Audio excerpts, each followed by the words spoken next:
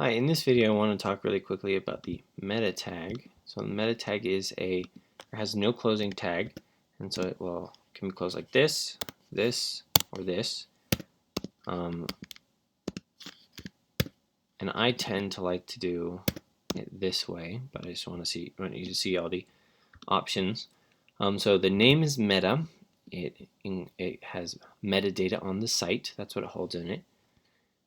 There are different types of metadata, and we'll put the type of metadata under the name attribute. So name equals description, keywords, or author.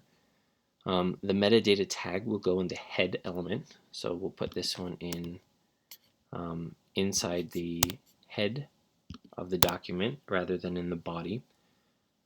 And the content inside it will be for description. We might put any description, like the best website. For keywords, we'll put probably a comma-separated list of different things that describe our website, so topic, names, etc., etc. And for author, you can put your name if you're the primary author. And essentially, what this allows us to do is it allows us to put data that will be useful for a search engine, a web crawler, anything to catalog and make our website easier for other people to find, essentially.